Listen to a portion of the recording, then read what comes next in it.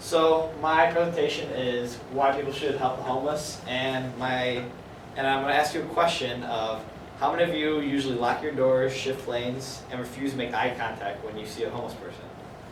That's it. Well, I'm going to tell you my story about why I'm kind of like into the idea of homelessness. So I went out to the Chicago immersion trip, and I don't remember the church's exact name, but it was on the north side of Chicago.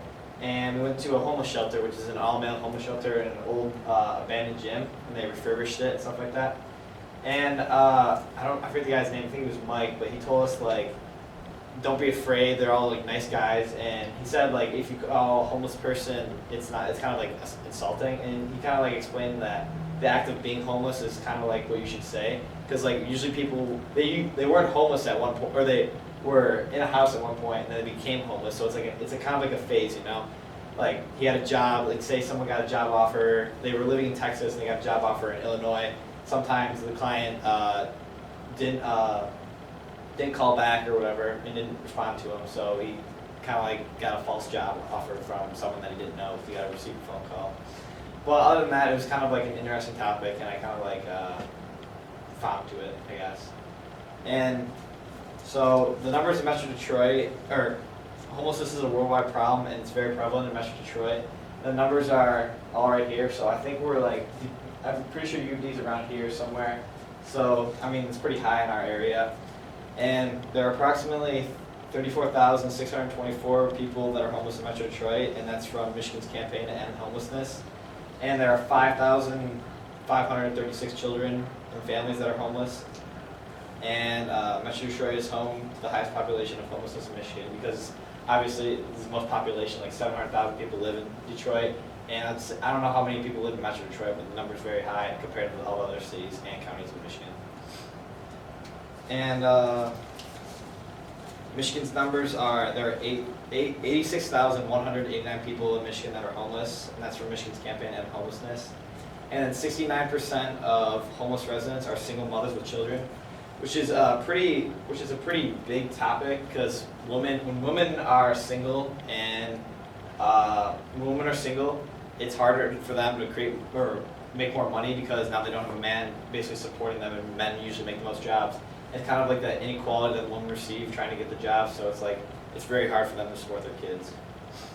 And then the numbers for the ethnic groups are 42% are African American, 39% white, 13% Hispanic, and 4% Native American, and 2% Asian.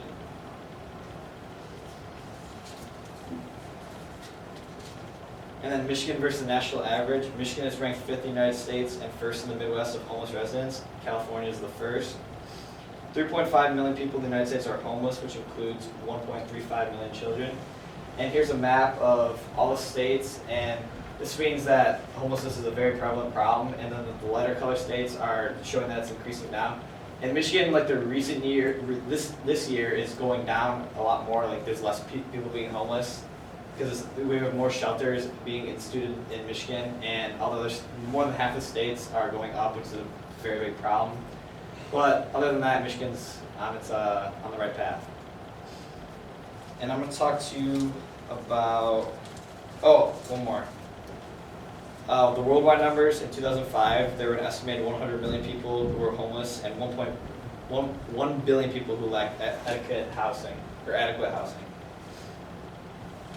And some of the problems that some of the main causes for homelessness are divorce, and they lower the family's total income. And then researchers estimated divorcing individuals who need more than 30% increase in income on average to maintain the same living standard that they had prior to divorce. So that's basically when they both divorce, they split each other's income in half, and usually the male makes more, so it's hard for the women to support their kids. And then most children, 5 out of 6, live with their mothers at divorce, so the financial effects of divorce on women and children are largely the same. Like I said, it's harder for women to support their kids when they are single. And natural disasters, so this was a picture in Hurricane Katrina after the storm hit. And it causes the houses to be inhabitable, and the fixing cost is too high. And 600,000 homes were displaced after the hurricane from the Data Center Independent Analysis for Informed Decisions in southeast Louisiana. And then this was the Japan earthquake that just recently happened, and tsunami that came over the walls and destroyed most of the housing and all the apartments. And I'll show you a little video on how it came over. 終わった。すべてが終わった。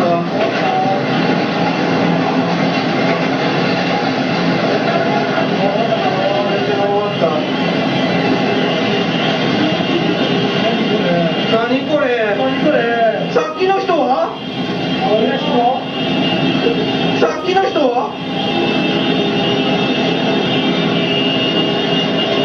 何これ？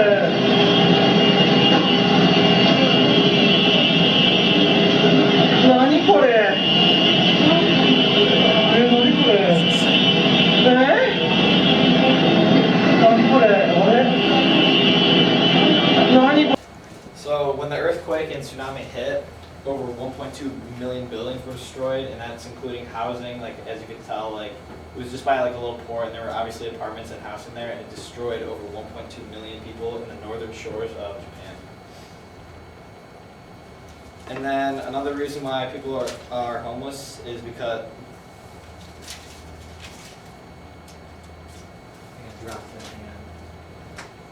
of physical and mental disabilities. Individuals with disabilities are twice as likely to lack savings and struggle with financial shock, and that's from disability as a cause and consequence of poverty.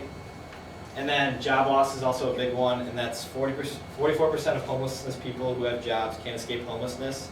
And climbing out of homelessness is virtually impossible for those without a job. So that means that 44% of people who currently are employed can't afford to afford housing.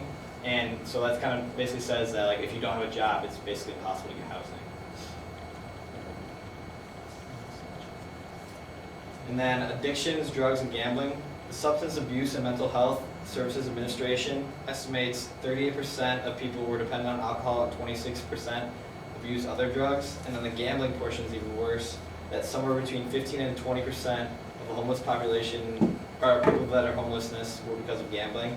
That tells you like there's a lot of casinos here in Detroit, and obviously you see a lot of people who struggle with those addictions and stuff like that. Like we just read Bear Deeds, and Ken used to struggle with alcohol addictions. Like it's very prevalent. It's just hard to kind of fix.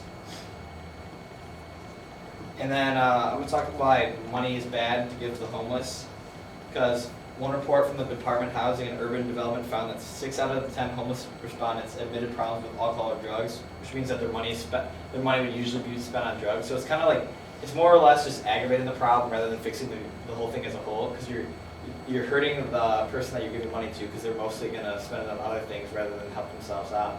So it's fixing it's kind of fixing their temporary needs instead of fixing like the whole thing, the whole problem. And then it leads to bad long-term incentives. Like it just abuses the problem even more. Like it's just going to give them a way to be able to buy the substances that they need, and it'll just create more havoc with their lives. And then if we're not donating to a charity, we're acting to relieve our guilt rather than underlying crisis of poverty. Me and Teddy passed by what we. He's out there every single day, and he's trying to get money from us, but we can tell that he's either on something, and it's just like if we gave him money, we kind of feel, if we don't give him money, we kind of feel bad for ourselves and our guilt about not getting him money. But even though if we give him money, he'll just aggravate his problem even more, and therefore it's just making the problem even worse. And then there are a lot of ways to treat homelessness, and then the simple one is just acknowledging and engaging. A simple hi or hello can show that a person cares about the homelessness. Like most people just pass by them on the streets and stuff, and they're all like real people too, and they're like nothing different than us. It's just kind of nice to know that you see them and you're kind of just helping them cope with their problems and stuff like that. And then helping during any season, especially like winter. Now we can donate scarves, and coats during the winter. Clean T-shirts and fresh clothes are always helpful. And ask if they are in need, like food or water is always good to provide too. And then understanding and telling about the problem. Homelessness is misunderstood for who they are. And then stereotypes make it hard for the people to help others. Like people are always scared. They just think like, oh, they're gonna try to hurt us, or they're just crazies, or they're just not real people. Like people don't understand that these people were all like us at one point in their lives, and it's just hard for them to understand that we know that they're there, and it's just hard for them to cope with the idea. And then learning the different backgrounds and stories help people homeless cope and talk about their experiences. Like, it's just nice to have someone to talk to and to know that you're there and to know that you'll be with them no matter what. And then my conclusion is that homelessness is present in people's everyday lives, and there are so many ways to help, learn, and cope with people who are struggling with homelessness. And that's what I want to say.